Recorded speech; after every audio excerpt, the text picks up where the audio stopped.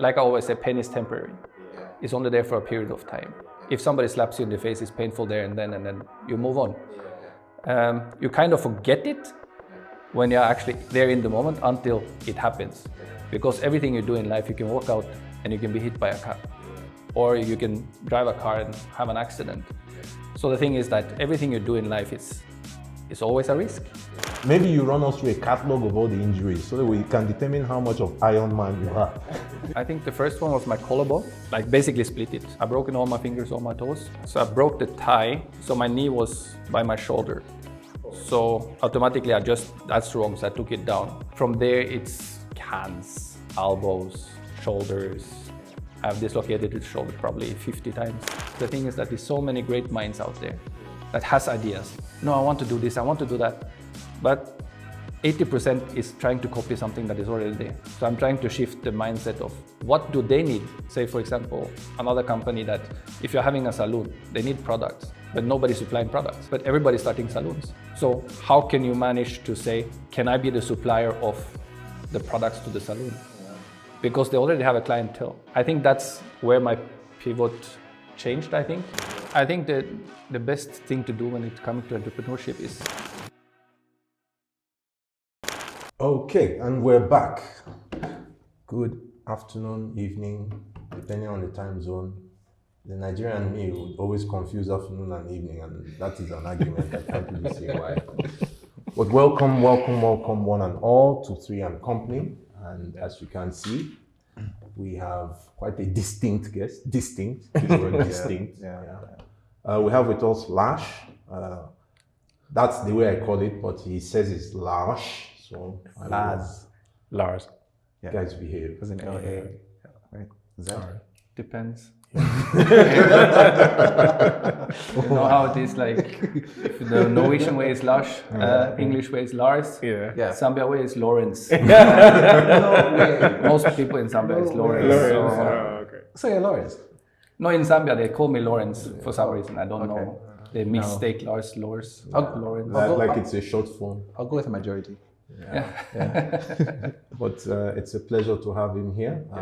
We'll probably allow him to handle his surname because that one is another catcher. So maybe just for the camera, is Lars, yes, surname?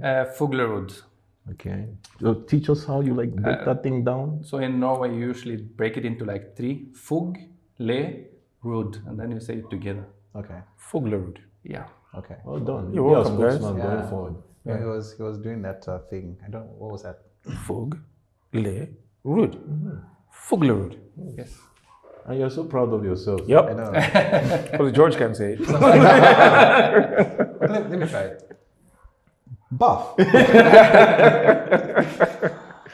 But seriously, it's a pleasure to have you here. And we have a packed episode. I think the rest of my colleagues here will agree that there is a significant topic here to undress, literally. And maybe, as we like to do here, it has become basically a tradition. So maybe a bit of a background, a few words or thereabouts. So give us an indication of your birth, how it was, where it was, and some of the things you did in the earlier part of your life. So over to you. Yeah. So Lars, from Norway. Almost done with high school. Done motocross professionally for 6 years. Broke my back, paralyzed waist down, 6 months wheelchair. Wow. Started everything again. And that's about it. Like IT, that's how I now start meeting Chinedu in the IT sector. So that's about it. I think that's the short version of it. Everyone's like, I like the short version of it, and it's got a lot of unpacking because when you said that haven't finished high school. Yeah. Okay, is it? I don't know how the education. So you have basically the first 10 grades is mandatory. Yeah. You have to finish, and then you have high school after it's 2 to 3 years, depending on what you're going to study, if electronics or tech or whatnot. So I started, but then I get into the professional motocross career. So I moved to a different country. So it was kind of a bit hard to finish school because I was not there. So we didn't say anything to the school for the first like 3 months. Then it's like, okay, it's going quite well in abroad. So so I'm still trying to finish high school. So, so now I feel like a bit anxiety, I think, depending when I listen to the other people that is coming on the church with like PhDs, doctor degrees and the likes. I was like, that's maybe not me, but you learn life as it goes, I think. So maybe to unpack that a little bit more, since we are going into the realm of unpacking, we like to unpack things, hopefully not close, but we like to unpack things. So a bit of a background, because you said motocross, and it would be interesting. Okay, so first and foremost, maybe a little bit. Family background, how many are you in the family? So we are three brothers. So I'm the last one. The black sheep in the family, if you can say it that way. Explains the motocross. No, my middle brother was even better than me. So as in breaking the back, or just more like? No, he was better in driving. So not so many injuries. I was more of the risk taker. I like to say, I don't care so much about how I'm going to get there. I'm getting there. How I'm getting there, I don't know. I will just start. So then the path will unveil itself, I guess. Okay. And it's a good thing you mentioned that, because I'm sure at some point we're going to see where that has informed some of the decisions you've taken.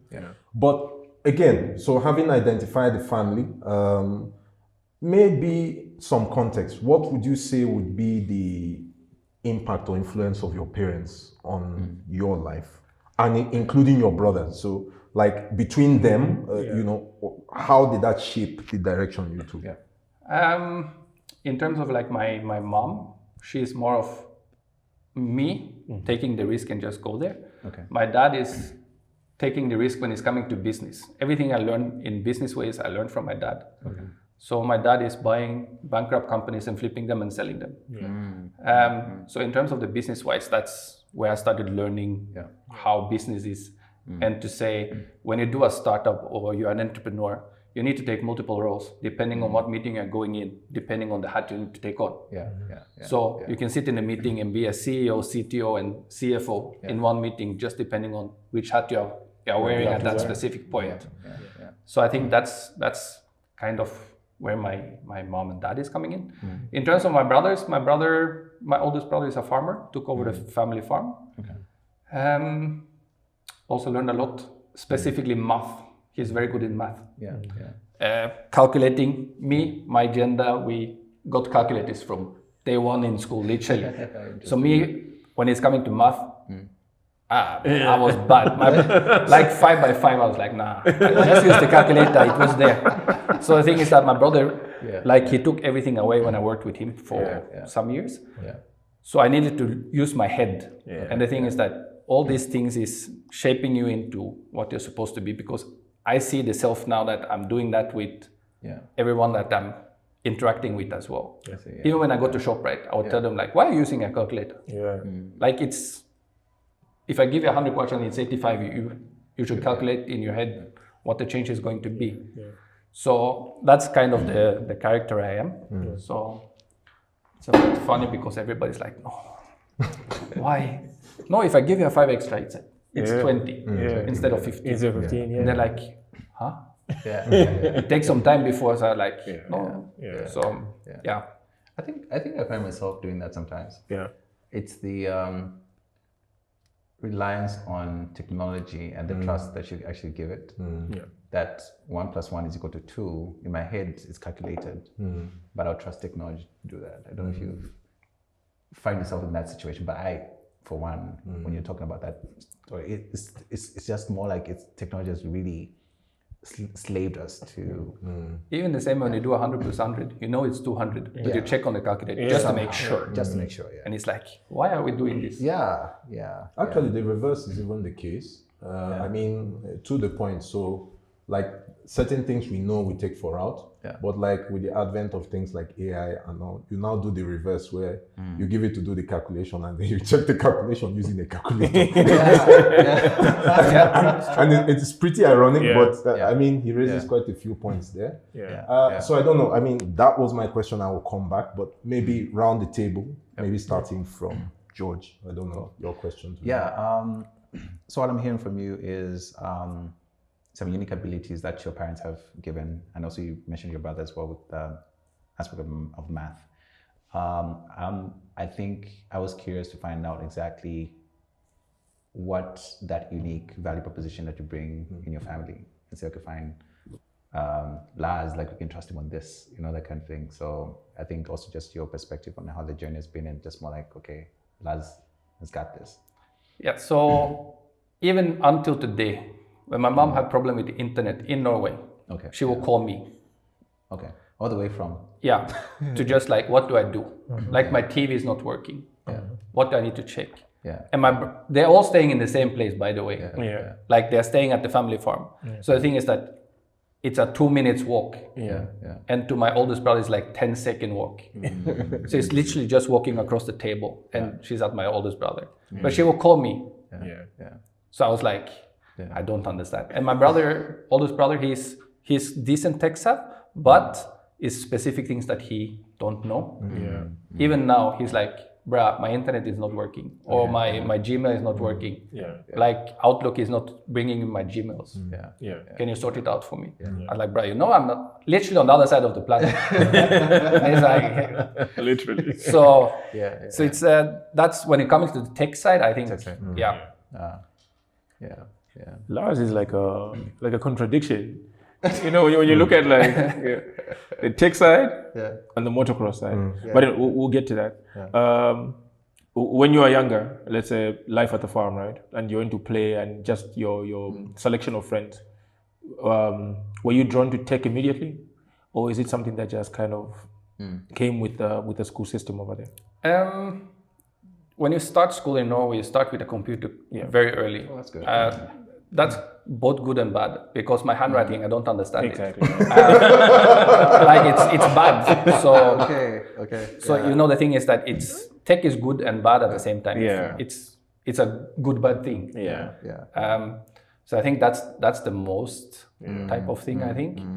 But clearly, with injuries in motocross, I was sitting a lot in the hospital. What are you doing? So I started watching YouTube and learn how to make websites. Basic HTML, CSS. So when you have the time, you can't go anywhere. So How early motocross? How early did you start? 3. Really? At 3? Yes. So the first time I was driving, my dad told me, he bought a bike. He said, don't drive it because we need a new cable for the throttle. So both my brothers was driving, so I was like, but I also want to drive. My mom and dad was not home. I hit the throttle and it went wide open. So I hit straight into the concrete wall at the age of 2.5. Then I didn't sit on a bike for like the next 6 months. But after that, 3 years. I kind of found myself in that story as well. And I also wonder if it was really Dad's passion for me to like tennis. Because I found myself in your shoes, where next thing, okay, there's a racket on the thing. He buys me a racket, then I'll start school, and we used to go like every time like school was the end, we go to play tennis. So my passion for tennis was, I don't know if it's Dad's passion that made me become a fan of tennis. I don't know if that's a unique story that you have to give. Like, is it more like you were speaking about these things, or you just found that your dad may have just given you that passion for? My dad is basically just a farmer. And his friend, one of his close friends, he was driving motocross. So it was my middle brother that got the first bike. So, and everybody was like, wow, this is so cool. He now built like a workshop for the farm where we had the bike. So both me and my oldest brother were still there, like, wow, cool. Watch my middle brother race in the yard and whatnot. Then my dad said, okay, maybe I have some passion for it. So if I'll give you the opportunity, if you don't take it, it's up to you. Because you can't kind of force a kid to start racing a motorbike or play tennis, like you said. You come to a point where you say, it's boring. I don't want it. When you're a kid, you are more of that. Okay, I will do it just because, okay, it's fun. So like if I go back to the question, like my friends, I didn't have friends. Because I had friends on the motocross track. Because every weekend was motocross. So Friday we knocked off at school, straight into the truck, go to the motocross track. If it was in Sweden, Denmark, Finland, France, Germany, you travel. You come back Sunday evening, sleep, go to school the next day. So it was a bit crazy. When did you turn professional? I think I was 16. Around 16. And you did that for 6 years? Until 22. So 7 years, 7 years. All right. Okay. So a little bit of a horror story. So what is the most extensive injury you've had? Of course, you've mentioned the back break, but is there, in fact, maybe you run us through a catalog of all the injuries so that we can determine how much of Iron Man you have. I think the first one was my collarbone. Broke it into, like basically split it. Then fingers, I've broken all my fingers, all my toes. The knee, I don't know what this bone is called, the thigh. The tibia? So I broke the thigh, so my knee was by my shoulder. So automatically that's wrong, so I took it down. And you said, okay, did you imagine that? I did. Because the thing is that you have so much adrenaline, so you just know it's wrong. Exactly, You know it's painful, but it's wrong. From there, it's kind of like hands, shoulders, elbows, dislocated. So even now I can just walk out and I can dislocate my shoulder. I've dislocated the shoulder probably 50 times. So it's now popping in. So my wife is helping me pull it back. So some injuries. I'm curious, when those happen, for you, is it more of a success, like a thrill? Like, I know that pain sometimes is, but what does pain mean to you? Like, especially when those things happen, like breaking a bone, because you're now getting used to things like that. The thing is that in life, you go through breakups, which is painful. Or breakups for you break a bone. Pain is like I always say, pain is temporary. It's only there for a period of time.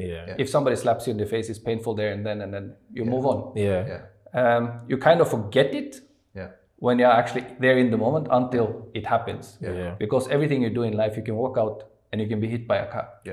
Or you can drive a car and have an accident. So the thing is that everything you do in life, it's always a risk. Waking up, eating butter is health risk. You can get cancer. So it's those type of things that if I break a bone, I break a bone. Is nothing I can do about it. So are you becoming familiar with pain? Okay. Quite high tolerance of pain. Okay, and then it's also helping you out to shape because it's just pain for the body, but it looks like it's also helping out to shape other things in your life as well. It is. Even my daughter now, like when she crashes, I was like, we blow, we kiss, and she moves on. And she have gotten that into her body system already because my sister-in-law, she's quite young. So my daughter and my sister-in-law is basically the same age. So the thing is that I see the difference between how they are kind of raised from a very early stage. Me, I don't want to have a baby that is with bubble plastic that can fall down and no, she's crying. So I was like, no, you don't cry. So when you go to ShowPride, she start crying, I go back in the car. I put you in the car. We will sit there together until you're done crying. I will leave everything in ShowPride. I'll just walk out. If you start acting, I don't have the time. So it's tough love, if you can say it that way. But usually it's with a male, But he started this one early. Anyway, it's gender power, as you said. Which brings us to a point, because you've raised an interesting point that wasn't part of your entry. So you've spoken about your daughter. So can we presuppose, maybe you tell us a bit about your family now, because you've told us your immediate family in Norway, but are you married? What's the story around that, per se? Yeah, so the story around that, went to Zambia, met a girl, went back to Norway, went back to Zambia again, until she was supposed to be done with uni at UNSA. 1 month before uni was done, I started a company. So I was supposed to stay for 6 months, and it's now been like 7 years. Wow. So a bit, we have extended a bit. So it's so married, 1 kid. Enjoying life. Congratulations. Lars, how did you end up in Zambia? The wife. And why Zambia? So we can if I take the short story, my dad got married to a Zambian, so I went for his wedding, where I met my wife. One thing led to another. We just started talking. Nothing initially happened. I said, okay, I was done with my job in Norway, so I said, let me come and visit Zambia for 1 month. Because when you go for a holiday place, everything is nice. But if you actually go there when people are doing the normal daily routines, you can actually see how people behave and how they act on a day-to-day basis. So I stayed here for 1 month. That was April 2017. And June I moved. I packed 2 suitcases and moved. I said, we are staying until you're done with uni. Then we can move back to Norway. But then I got into the tech, and then I saw so many opportunities. So If before we transition completely to Zambia now, if you had stayed in Norway, or if you had gone back and the tech business didn't happen, what would you have been doing in Norway? That's a tough one. Most likely something with tech, but remote customer care, that type of thing. So the thing is that it's nothing that I want to go back to Norway, kind of. I go there for a holiday, no problem. But I'm not a fan of the cold. So, and Norway is cold. It's a bit tough. Maybe my question would be a follow-up to his. So now you were born in Norway, you've moved around Europe, you've come to Zambia, you've probably also visited a couple of African countries. So from your view right now, what would be some of the key differences you can point out between these 2 cultures, so to speak, from your time, especially that you have tenure? 7 years is enough time too. So I think the biggest shock for me was internet. Because in Norway I had like 500 Mbps and paid like close to 1,000 kwacha. And here for 1,000 kwacha I get like 10 Mbps at this point. So I think that was the biggest shock. That I also needed to buy data. That I didn't just get a bill at month end and just paid for what I used. So in Norway or most European countries, I think that you just get invoices and you pay month end. Here everything is like prepaid, power prepaid, internet prepaid. So I think that was the biggest shock for me. And that I couldn't order food online. I was like, how? I just want to stay home, If you have a lazy day at home, you just want to order food, get it delivered and eat, and don't go anywhere, if you can say it that way. I think that was the biggest shock for me when I actually moved to Zambia. So we are in a lovely co-working space. First hub in Zambia, we call it Bongo Hive. Obviously, just saying the co-working space is Hive co-working. So there's like a separation with Bongo Hive and Hive co-working. And so it's a privilege to be here. And also just with this fancy, nice looking place. Been playing around with the word ambience, but it's quite nice, and also very, very suited for this conversation that we're having around entrepreneurship, technology, and also just having Lars as well coming in. It'll be interesting to know. I'll be interested to know how that journey has been for you, in terms of just how you started, basically, and I want to figure out how that plan was. So there was no plan. Like I said, that's true. This is sorry, but sure. So the thing is that it was supposed to be a short period of thing before we moved to Europe, back to Norway. But then I started liking the place, like the people. now start working, setting up a company. So the company journey have been a bit like Zambia. It's a lot of potholes. I didn't want to say bumps, but it's been a lot of potholes. You need to try to find different ways, because the way I was thinking is completely different of the way of thinking for the normal person in the street. And to learn what they are thinking, you also need to interact with the people that are there. So I've been to places like compounds, just talking to people, meet people, and they're getting shocked. Like if you go and play pool with local Zambians in, for example, Chainda, where I'm staying close to. Now they're like, oh, Lars is here. So the thing is that I needed to interact with the people to do something for them that can actually help them in a normal day-to-day life, and not just say, I want your money, I want your money, I want your money. So the thing is that the plan behind everything was e-commerce. I didn't see any e-commerce in Zambia at that point. The first one was actually I made something exactly like Afri Delivery, before Afri Delivery, but we didn't manage to launch it. So I was laughing when Afri Delivery was coming. I was like, bruh, I had this idea like 6 months ago. But the thing is that you can always be smart afterwards to say, no, I had this idea. Everybody can say, no, I had this idea in 2013, but I never interacted on anything. So I was just happy that something was there. Someone did it. So then the whole plan behind an e-commerce platform, multi-vendor, almost like Amazon. So you have products you want to sell, you log in, you upload, you sell. On the part of sell, you will say, okay, I get a commission or the like, depending on how you want it to work. It was a very long journey, and it's still a journey, if you can say it that way. So I will still say I'm a startup, even if you started in 2017. So it's just by chance I met two guys that I started it with that was more tech savvy than me. Along the journey, I think 2019, I met Chinedu to put me now on the right track when I was dreaming too big, and he's like, no, relax a bit. So he's been a good help to also think about how to do this thing, because he's been in Zambia longer than me again. So Context. Okay, so the context matters there.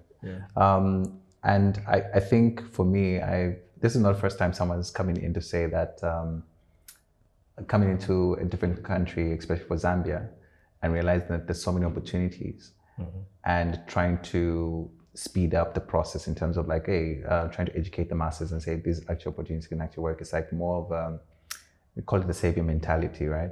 Trying to see, okay, fine, hey guys, trying to fix things. But then I think what usually happens is frustration of seeing those things not happening because of the time limit that you have. But it's a good thing that you have mentioned how that has happened for you. But maybe I would like to dig into your experience on how you have pivoted, or if something doesn't work and then say, okay, fine, let me change, let me iterate. Or what are the things that you would say that helped you to now shape an idea and say, okay, fine, this will not work because of maybe time, but more like, okay, let's try something different. Just the fact that you even just involve people and the community around, like what are those things that you've done? So I think the biggest one for me is actually all the ideas I have, I bunch it off the wife. Okay, The thing is that she thinks like a Zambian, she's Zambian, so she will understand, will this work? And she will say, the idea is good, but we need to Zambianize it. Because you are too white, like she said, you are too white in your thinking. You need to like Zambianize this idea.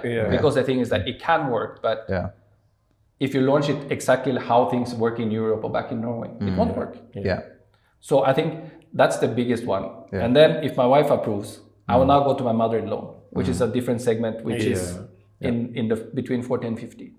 So you know the thing is that I will bounce it off her and see if she will understand, because you know that that age group is not that tech savvy. So the thing is that if she start to understand it, I was like, okay, it's a potential. It's potential. If she's like, this is too hard, I can't manage this. You know, you need to simplify things because simple is the most key, and I think that's how we managed to pivot like a lot of the ideas. even helping other people with ideas, because the thing is that there's so many great minds out there that has ideas. No, I want to do this, I want to do that. But 80% is trying to copy something that is already there. So I'm trying to shift the mindset of what do they need? So say for example, another company that if you're having a salon, they need products, but nobody's supplying products. But everybody's starting salons. So how can you manage to say, can I be the supplier of the products to the salon? Because they already have a clientele. So I think that's where my pivot changed, I think, to try to find, I don't want to copy other people. You want to find a way, how can I give them a service that they will actually make money on, or they will save time and money to supply something that is easier for them, more convenient. Because we are all about saving time. We are tired. When you come home from work at 17, you will just, okay, let me just order a pizza or buy a pizza on the way home. So how can you manage to do that with your business? Because the thing is that if you have a salon, you lose time when you're not in the salon because you don't have clients. When you don't have clients, you don't make money. So how can that's where my whole idea was coming, because my mother-in-law is having a salon. So I saw the opportunity right there. So I was supplying shampoos, conditioners, hair color, all those things to her. She's like, I don't need to go anywhere. So time saving. You know, we were just talking about this yesterday. And he makes a good point. Remember with how you're talking about the woman that pre-makes the dough for the vetumboas, and was saying like, look, everyone always looks at the end product, and they don't look at how they can fit into the ecosystem of something going on. And it's not really even just like finding fit. I think it's just changing perspective about ideation. You know, there are so many things where we just look at the end product without looking at the process behind it. It's very interesting. Also something that I picked up, I think it's something that I usually used to do a lot in trainings, right? On your clientele or people understanding, simplifying your product or simplifying your idea. And also trying to see how can you simplify it in terms, like, you know, as in when you go and say, oh, app, right? Because app is a nice word to use. But can people understand it, right? And also just using like, I like the fact that you were very practical about like, okay, grandmother. I think that's like a whole different segment as well. So your wife is in a whole different segment. And then you're also looking at maybe someone like maybe your daughter as well, maybe, you know, that you always maybe interact with her and then you ask these questions, but the whole different segment. So you find that there's a generation shift that needs to understand the products and services that we offer, but we're very, very technical, even in how we explain them. And using those jargon words as well to simplify something. It's quite interesting. So maybe a jump on question would be, you've done e-commerce, you've seen the challenge, and you've basically spelled out some of the background research you have to conduct in any of your ideas. And I think this is really important for the potential entrepreneurs who might be watching this segment. Now, one of the things that we are counting on in the show is that we like to show perspectives, and your perspectives have been very rich. We've had so many people, we've had couple of them as entrepreneurs. So the idea is to give us as varied viewpoints as possible. So from your perspective, looking at the e-commerce landscape in Zambia, what have you noticed significantly? What would you say are the gaps? What would you see are the pain points? Why do you think e-commerce hasn't yet entrenched itself? Your words. What's your view?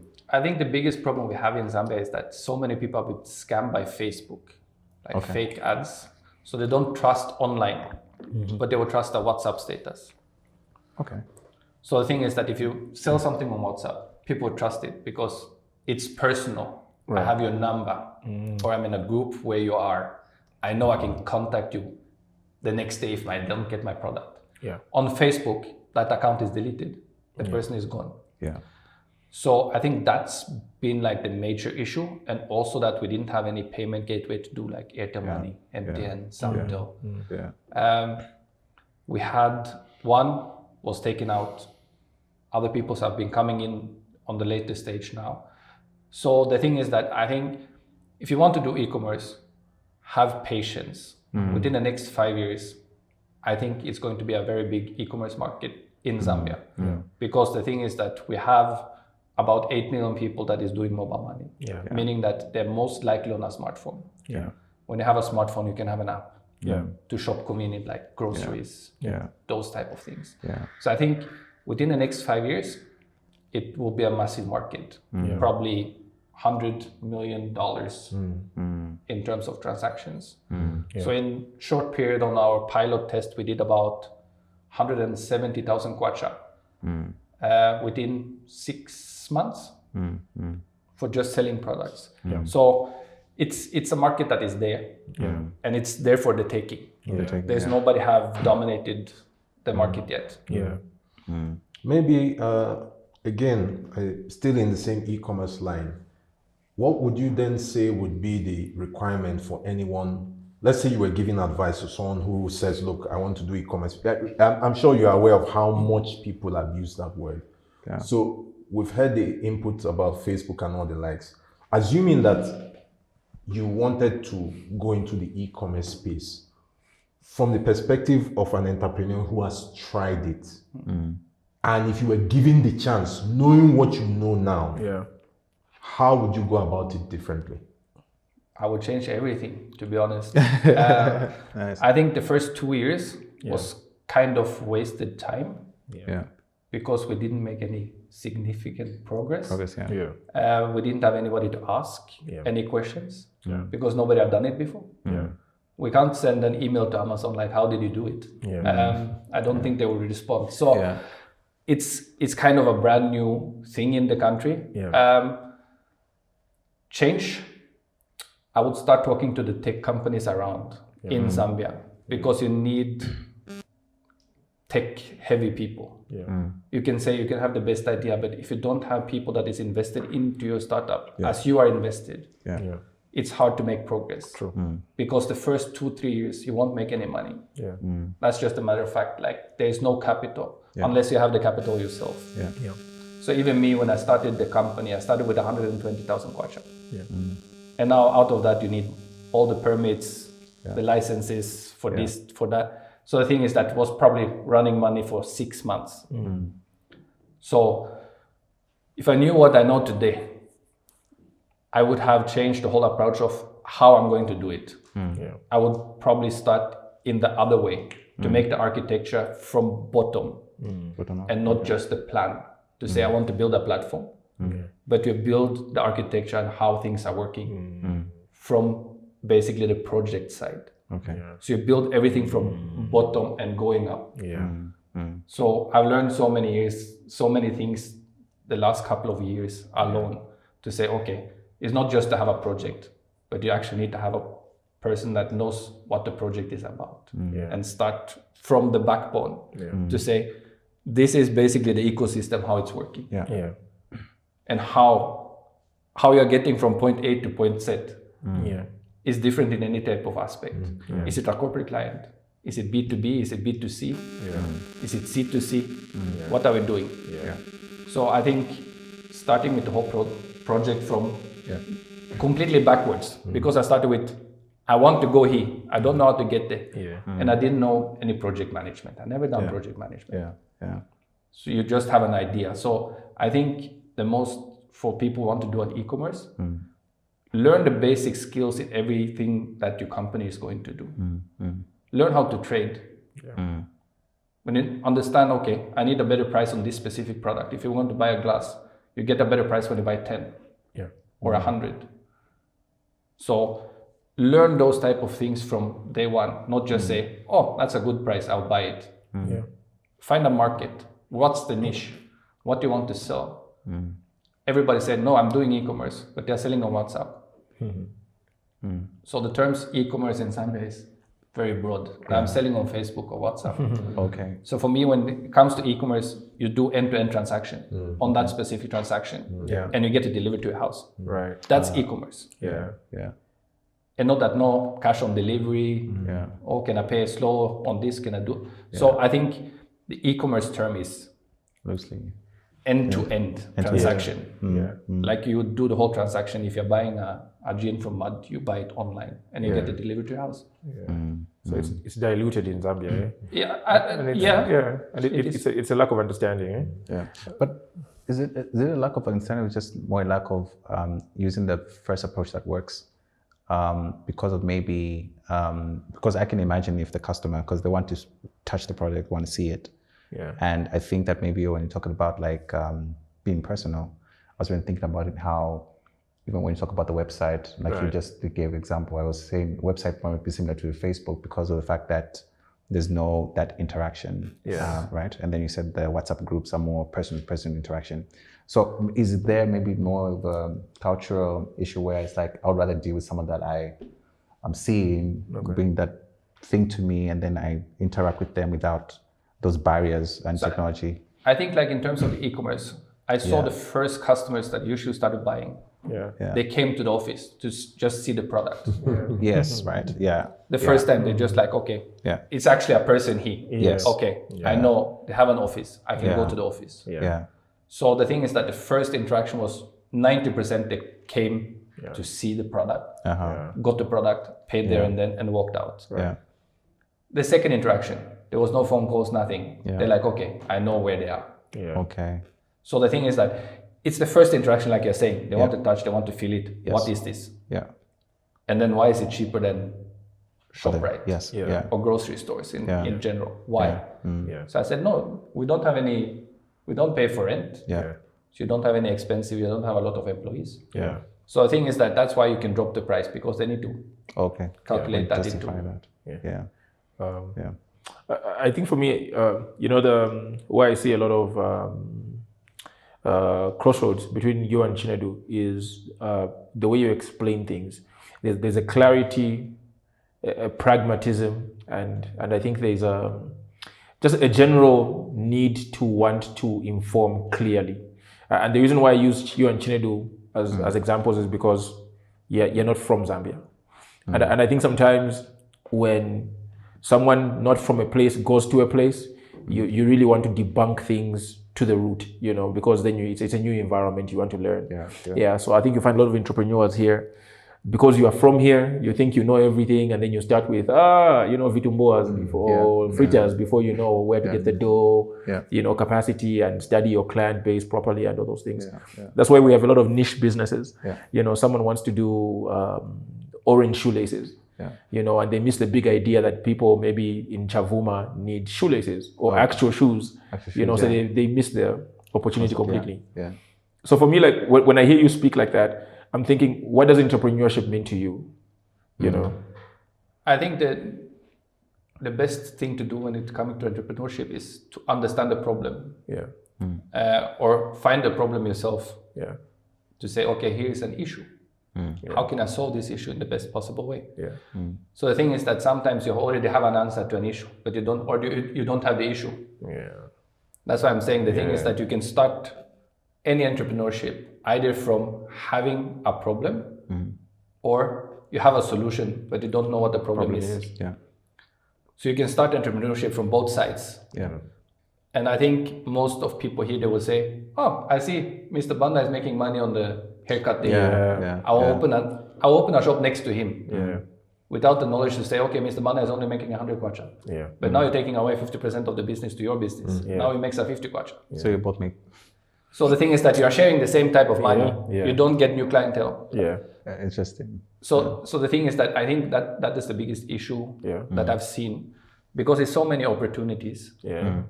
It's literally a gold mine in the country. And from the little I know is that when a Zambian have changed and learned to do something a specific way, it's very hard for them to change. But when they change, they won't change back again. Okay. If you understand the narrative, like I'm learning because I'm. I mean, if we can use examples. Interesting. If you follow the last point, so things like the introduction of Lendo. Look at what it just did to the taxi market. Completely. And we've never gone back. And we're not going back. No, we're not going back. And Your life is like a calabash It's like watching all the Fast and Furious movies in fast forward. All 10 of them, like 1 to 10, like in 1 hour 45 minutes. You're like, wait, how did we get here? Yeah. So, Lars, for me, my question is, how did we get here, right? And I mean specifically for your enterprises, right? Yeah. And Chinedu was just saying you are a giant entrepreneur. You've been here 7 years, and I'm assuming you've been doing different enterprises from that time, right? So where is that now? So I actually just joined a company out of Germany that is doing no-code platform. Basically, platform where you don't need to be tech savvy to make specific things. Okay. Because you have companies that have multiple millions of Excel sheets. And they have no idea how to connect the Excel sheets together. Yeah. So the thing is that I saw the vision for the guy. I actually met him in Zambia by random. Started talking. Fast forward, traveling to Germany to do proper training on it very soon. So it's very interesting. Still do e-commerce from time to time. Help people when they have questions, how to do things. So I think that's kind of where we are now. In terms of you being a leader, right, in your organization, and I'm assuming over your 7 years you've trained different people, met different people, worked with different people, so on and so forth. When we're talking about your motocross career, it's so funny, and this is why your movie, your life is like Fast and Furious, or 10 of them in 1 hour 45. Is we've completely left motocross and forgot that you actually did motocross, because this side of you is just another life altogether. How has that motocross experience translated into you becoming a leader of an organization? I think because the thing is that when it comes to motocross, it's an individual sport. But you have a team behind you. So you need to be a team player. But also individual selfish as well. So I think that would help in terms of being a leader, because the thing is that you need to have your self-interest at the highest when you have a company, but you need to make sure that the people that you're working with is also taken care of. So you need to find a nice balance, so you're not that leader that everybody hates, but the leader that everybody actually wants to come and talk to and come with ideas. Can we do it this way? Or can we do it that way? So the thing is that with motocross, it's more or less like a family, one big happy family. You have enemies. You have enemies in the company. You have people that you trust more than other people. So the thing is that you need to have multiple helmets depending on what meeting you're going into. So I think that would help in terms of the leadership. How have you probably learned to navigate within your leadership role? Because clearly, like one thing I got in the interview is you are very forthright. You don't know how to be gentle about what you're about to say. So, like, how, looking at the nature of people that you've dealt with, and particularly that you came from Norway and you are in Zambia, and Zambians also obviously have a way that we express ourselves. So, what have you learned how to navigate that line in communication or in engagement? How have you done that? So, I think the first one that actually pointed it out was yourself. To say, I'm very straightforward. I don't beat around the bush. If I don't like you, I would say I don't like you. But we are working in the same company. We still need to coexist. So I think just try to be a bit more careful, because me, I'm not hurt whatever you're going to say. If you tell me I'm this or that, I was like, okay, thank you. That's your opinion. I make my own. So people tell me, no, don't talk to that guy because he's like this. I would say, okay, that's your opinion. I need to make my own. And also the wife is coming in the picture again to make sure that don't step on people's toes. So she's 100% Zambian. So the thing is that people think, no, since I'm white, I'm probably dating a colored girl. So she's 100% Zambian. Both mom and dad is Tonga. So it's you need to learn to navigate. So when you have Zambian in-laws, you need to know, okay, I can't be straightforward. Just going liberal negotiations, that was horrible. I struggled because in Norway it's the cultural clashes in Norway. If you're talking to your grandparents or in-laws. Yeah. You respond when they ask you questions. When you go to low-ball negotiations, you're not allowed to talk. Yeah. And I'm a talker. Yeah. Okay. So I struggled for that period of time. So I think by time, you learn how to be more patient with people and take the time, because not everybody is like me. Yeah. I know where I want to go. How do I get there? I don't know. I will just start. Yeah. Yeah. Most people will most of you guys, like you told me, you are planners. Yeah. You like to have things planned. Yeah. Me, I okay, today is a plan. Tomorrow, I don't know what's going to happen. We will see. So I think learning to understand people and listen to people. I think to be a leader is more or less to say you need to be customer care because you need to listen and not only make the decisions out of your own emotions. You need to listen to what other people have to say and come to say, okay, let's meet in the middle. So I think that's patient, I think would describe the best.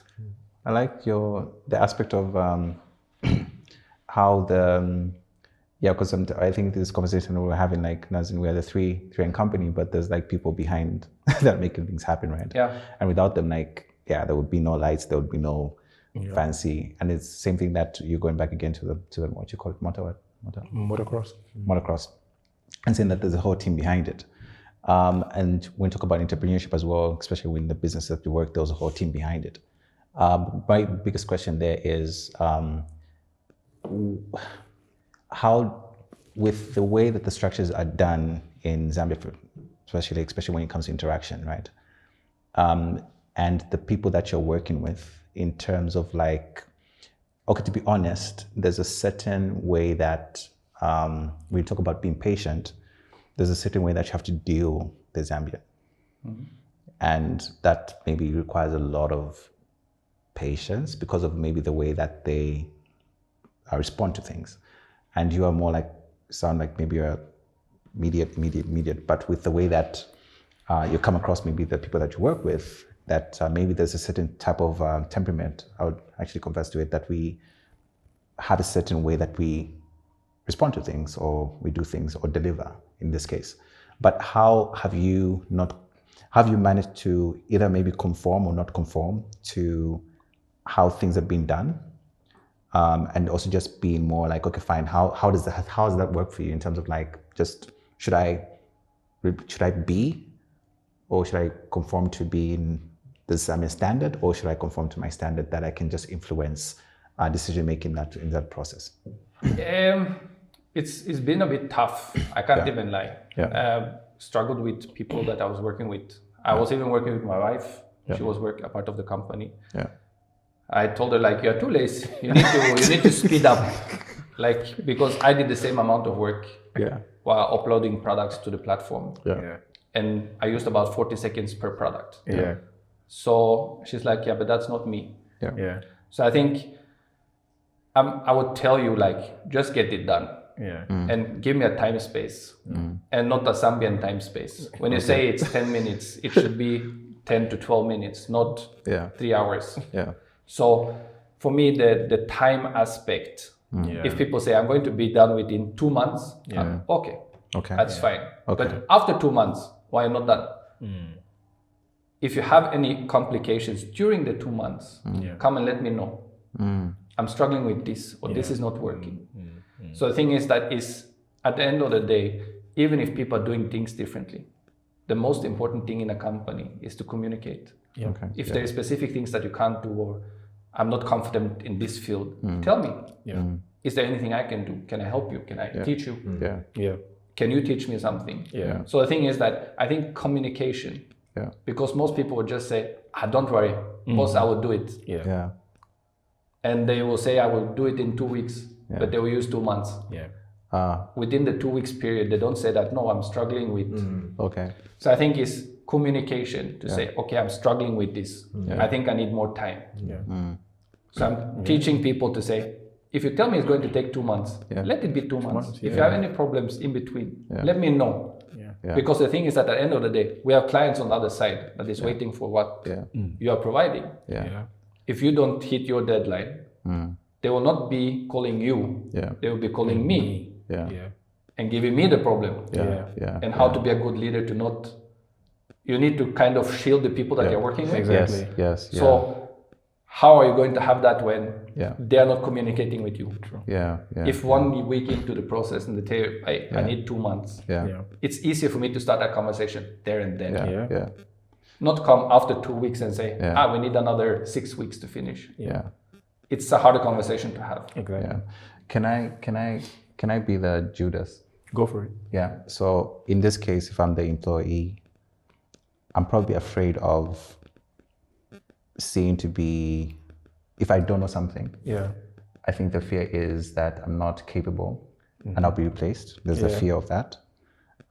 There's a fear of even the timeline and how do you call it? Like even the timeline itself. There's just a fear of communication because of the fact that you're not sure what's going to be expected. It could be an unknown. It could be a fire or whatever it is. I think there's like a lot of insecurities around all of those aspects from the employees and or whoever you're working with. Yeah. I'm curious what strategies that you use to create that enabling environment for them to speak, to provide that space where it's safe space where they can actually speak and air those issues.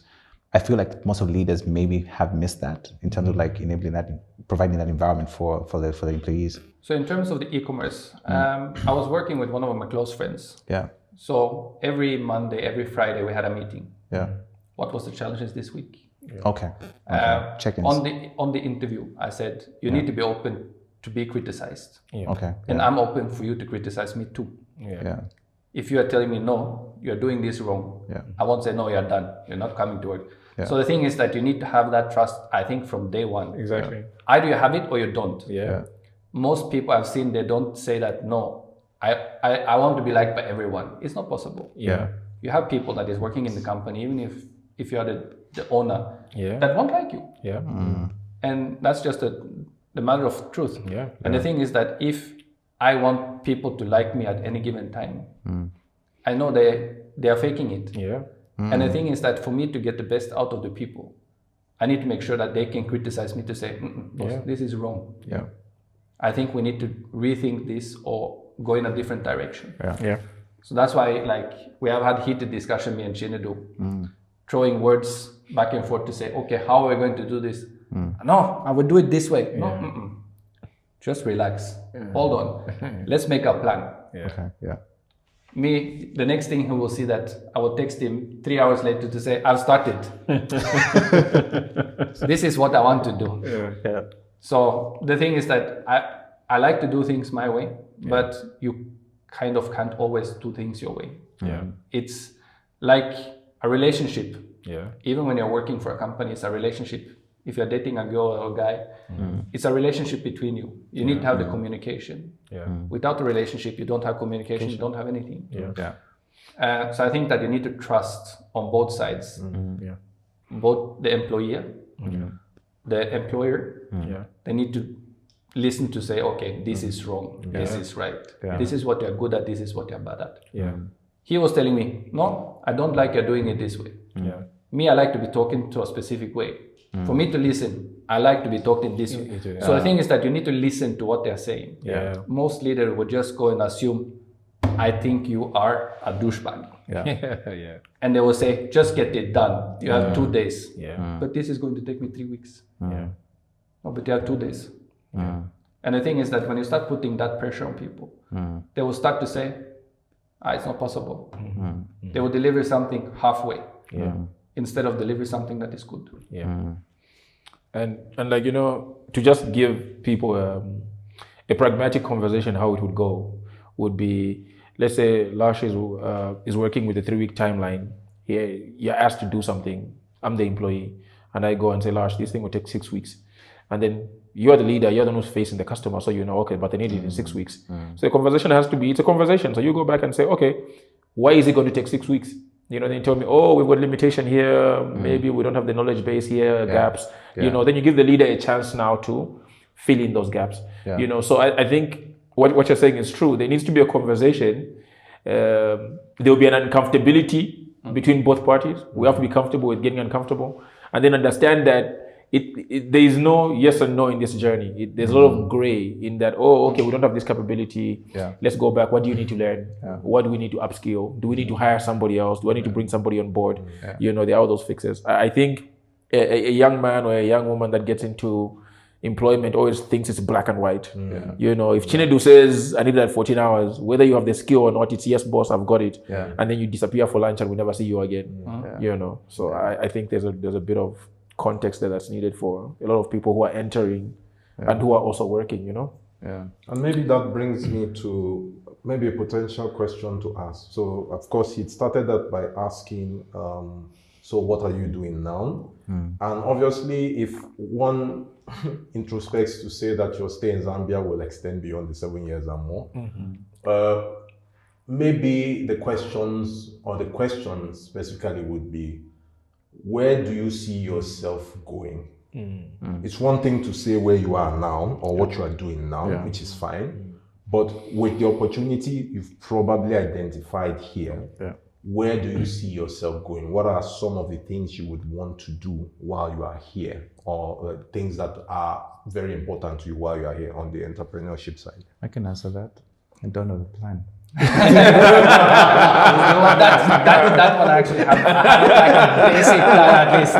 There's a plan at least. Yeah. So the thing is that I want to be a part of the e-commerce system. So there is something new coming from myself.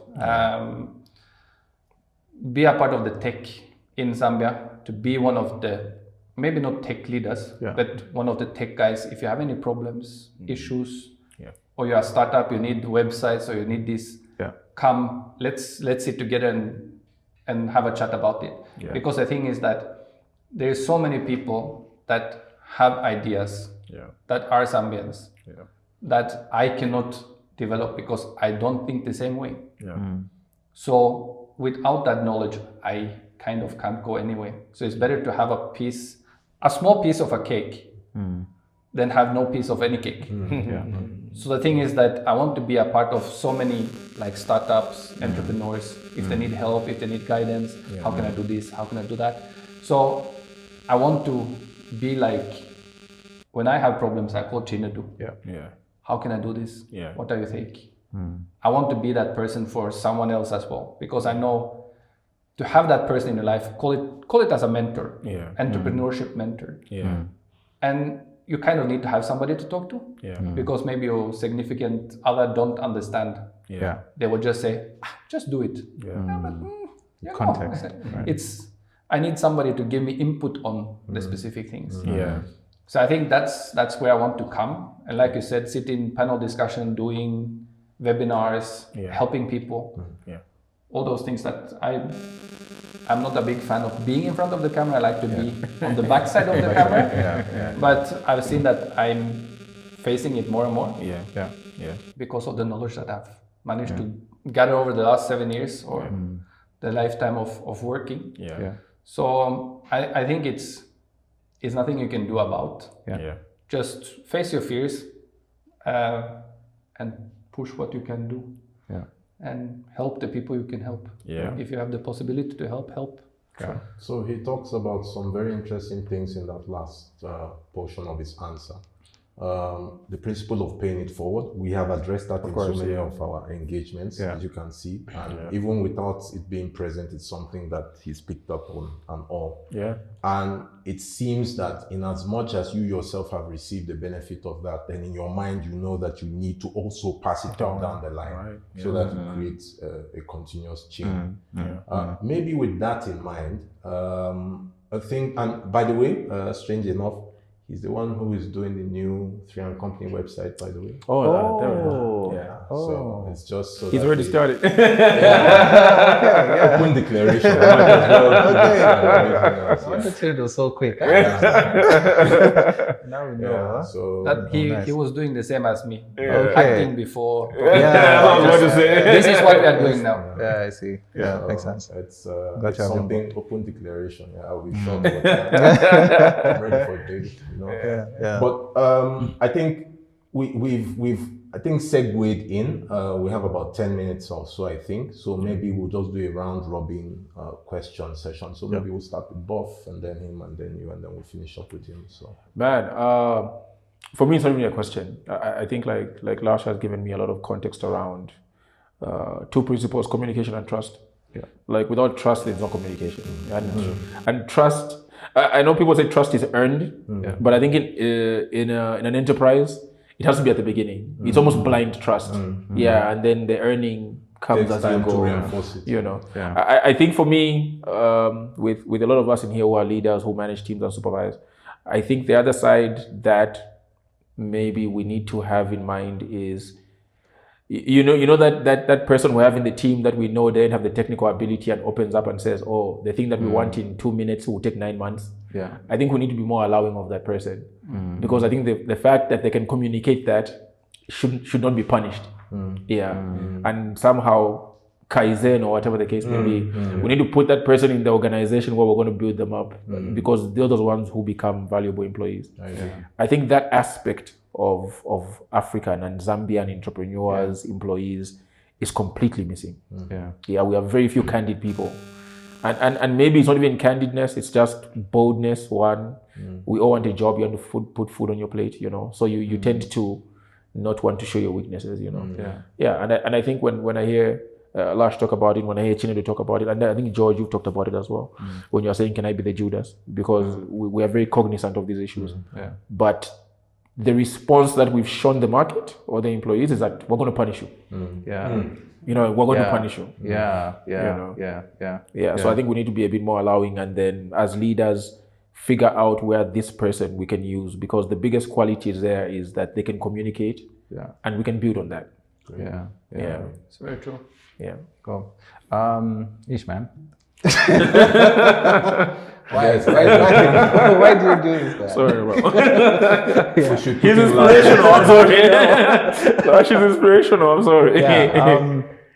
I think my takeaway is just more because I think that I've always struggled to understand the context, especially with the mindset. And I always told people like I think that there's a certain way. I also like I'll just say it the way I say it. Like if you want to, you need to find, let me just make it basis as you need to find I don't want to say a foreigner, but I usually say you need to find a Nigerian. That's even worse. That's what I'm saying. Or a Nigerian in your life, right? You know, honestly, to your point, 300 Company is the best example. Yes. If we did have a Nigerian to just come and say, guys, let's go. Yeah, but it's not just Nigerian. It could be anyone. Anyone. Right? Like for example, Lars, of course. Right? Yeah. So it's just, I think for me, it's really around the mindset change. But Lars, from your perspective, what would make us move better if we did not have a Nigerian or whatever it is, but what's that thing that would make us move better? On what can we, because you mentioned something around potential, like there's so much opportunities in Zambia, right? What's that we're not seeing in terms of like, when we open up our eyes, like, because for me, like, is it because we're too comfortable to see, find things are being solved? Like, what is it that we need to change there? I've actually looked for a quote from a Norwegian entrepreneur. He owns 2 hotel chains. From being a strawberry farmer. He was picking strawberries to put them and sell them. That's where he started. To now own hotel groups, the biggest hotel group in Scandinavia. And he says, we quit our job too little. If you're not happy, don't complain. Say, I'm done. Find something new. If you are good at what you do, you can change. You can, like you say, the grass is not always greener on the other side. But the thing is that to know if it's green or not, try and see how it is. So like people quit their job too little. And I know in Zambia people are like, no, but I need to put food on the table. But before you got the job, you still put food on the table. So is it that you're afraid that you're not getting something that is better? Are you searching for something better? Or are you comfortable where you are? Because to get out of the zone of being comfortable, it's painful. Yeah. You're like, new territory. Yeah. It's scary. Yeah. So I think to get out of the comfortable zone, like you said, people are getting too comfortable when I have a job that is paying me this amount of money. I can buy food. I can pay rent. I can go and come for work. Yeah. But maybe next door you have a farm that you will make 10 times the amount of money for investing, say, 3,000. So I think it's also the opportunity. Like if you look at a lot of the young people now, they are setting up a company while they still work, and trying to balance the work and entrepreneurship, which is almost impossible. Because the thing is that as an entrepreneur, you need to either have a leap of faith and say, let me take the full step in and try this full time. If it's not working, I will say I will go and get another job. So I think it's that we are a bit too afraid for the unknown. And am I going to be paid month end? If you say, you know what, F it, I'm going to jump in, I have faith in what I'm going to do. If you have enough faith, it will work out. Agreed. I think that's some deep insight there, and it touches on quite a number of things that remains a theme for 3M Company. One of the major parts for me, and he said it, I think it was a Jordan Peterson quote, and it says that procrastination is not due to laziness, it is due to fear. So the fact that he brought out fear is actually one of the key things I've seen. And I don't think it's necessarily a question of nationality, because even in the different nations, there are people who are stuck to jobs for 20-something odd years. In Nigeria, it's fairly common. Person will tell you, I can see my retirement there. Why do I want to rock this boat? But he hates the job. He hates the job. A simple example, and it's a sad story, is a story that came out on Twitter of a lady who was a star earner in one of the banks, and she transitioned through a couple of jobs, high performance jobs and everything. And she goes into this smaller tier bank where her line manager kept on castigating her. And she goes into the toilet and commits suicide and leaves a note. And they find her body there. And to his point, you have a choice. This is not a prison. It's not a gilded cage. You could have decided at any point in time. So while, of course, I would take the accolades that George will give me about Nigerians and being pushers, this is a Nigerian who chose to take her life. Because she could not deal with the pressure, and she could not make the choice to determine when to leave a toxic environment.